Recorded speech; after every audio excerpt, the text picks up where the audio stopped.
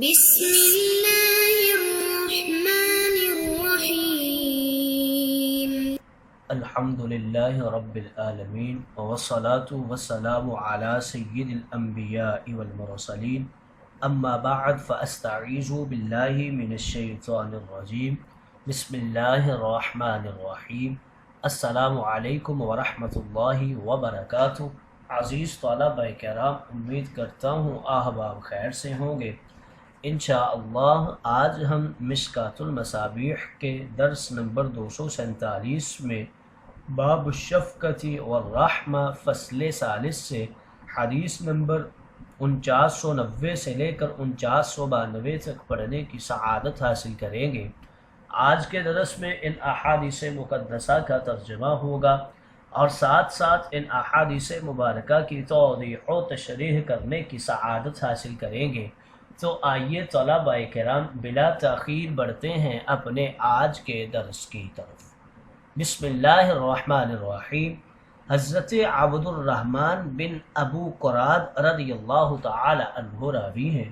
وعن عبد الرحمن بن ابی قراد ان النبی صلی اللہ علیہ وسلم تودع یوما فجعل اصحابه يتمسحون بوضوئه فقال لهم النبي صلى الله عليه وسلم ما يحملكم على هذا؟ قالوا حب الله ورسوله.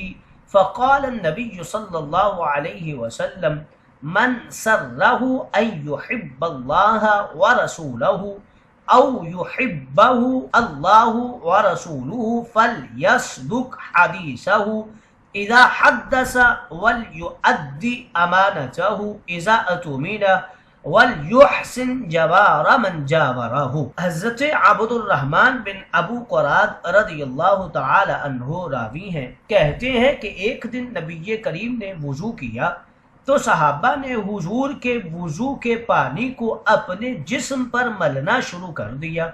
نبی کریم نے یہ دیکھ کر ارشاد مقدس و مطہر فرمایا تم یہ جو کچھ کر رہے ہو اس کا سبب کیا ہے؟ انہوں نے عرض کیا اللہ اور اس کے رسول کی محبت اس کا باعث ہے. نبی کریم نے فرمایا جو شخص یہ پسند کرتا ہے کہ اللہ اور اس کے رسول سے محبت رکھے یا جو شخص یہ پسند کرتا ہے اللہ اور اللہ کے رسول اس سے محبت کرے تو اس کو چاہیے کہ جب بولے سچ بولے.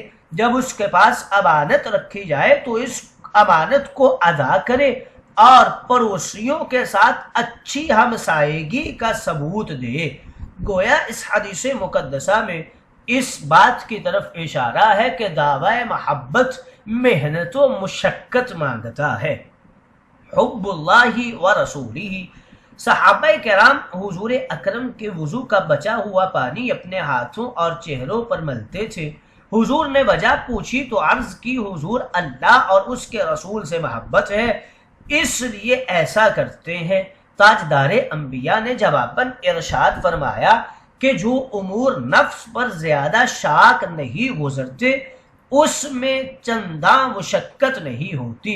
عشق و محبت کے میدان میں اس کی کوئی حیثیت نہیں بلکہ اس دعویٰ کے ثبوت کے لیے ضروری ہے کہ اللہ اور اس کے رسول نے جن اوامر و نواہی کا حکم دیا ہے اس پر مکمل طور پر بندہ کار بند رہے اور حقوق اللہ اور حقوق العباد کا پورا خیال رکھے اور اس راستہ میں ہر مشقت کے لیے بندہ تیار ہو جائے.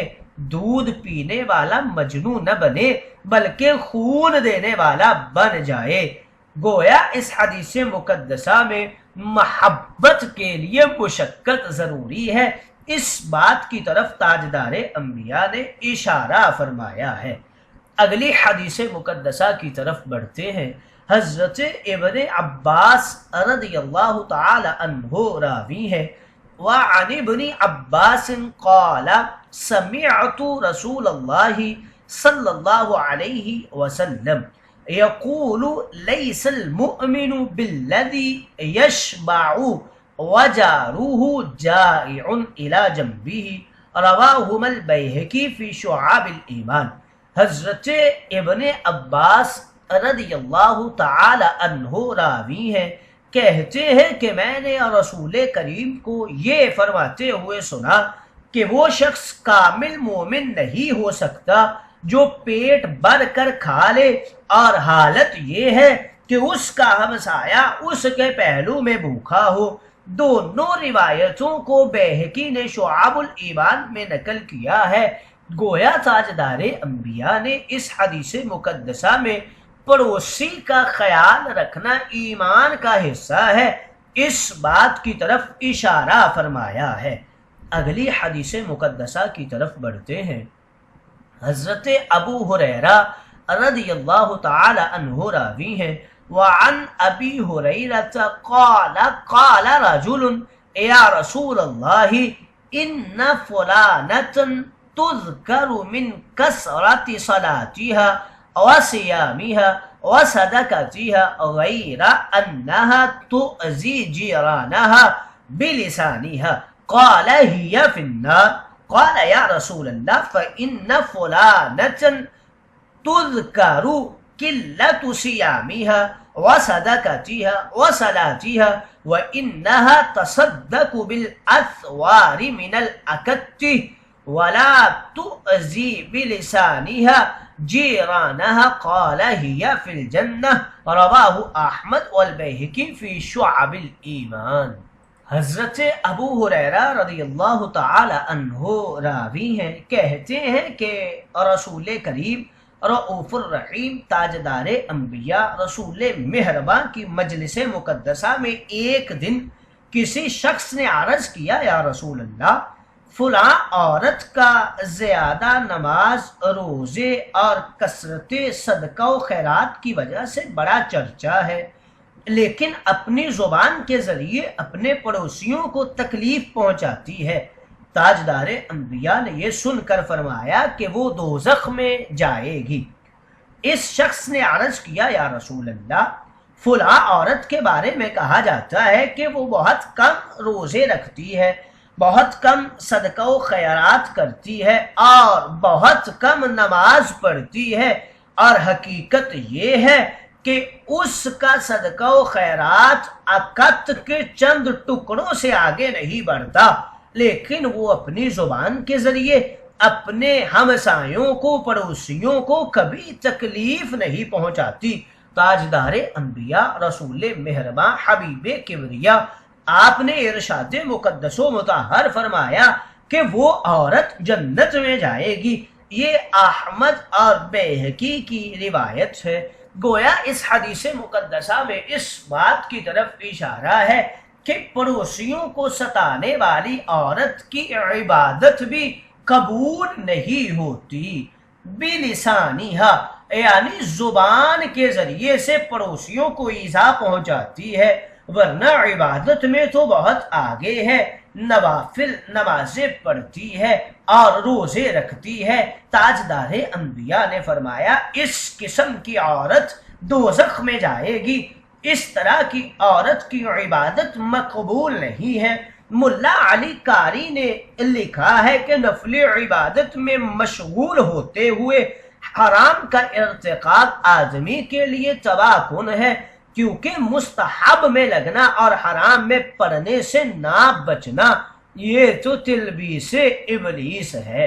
ہی فی النار یعنی اس عورت نے ایک مستحب کو اختیار کیا ہے جس کا چھوڑنا مباح تھا، اور پڑوسیوں کی ایذا رسانی میں واقع ہو گئی ہے جو حرام عمل تھا، اس لیے دوزخ میں گئی۔ ملا علی قاری نے لکھا ہے کہ اسی قسم کے وہ اعمال بھی ہیں جس میں لوگ واقع ہو رہے ہیں، مثلا بیت اللہ میں داخل ہوتے وقت لوگ بھیڑ بنا کر ایذا رسانی کرتے ہیں، رکن یمانی اور حجر اسود پر بھیڑ بنا کر ایذا رسانی کرتے ہیں۔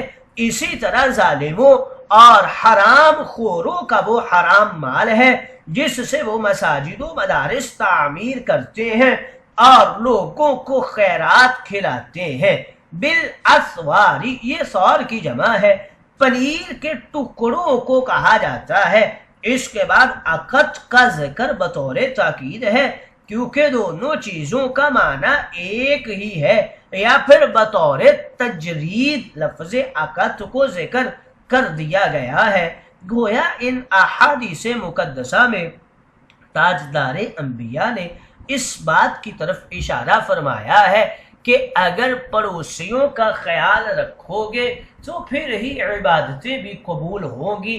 اگر عبادتیں کرتے رہے اور پڑوسیوں کا خیال نہ رکھا بلکہ انہیں ساتھ ساتھ تکلیف پہنچائی تو پھر یاد رکھو کہ تمہاری عبادتیں بھی قابل قبول نہیں ہوگی۔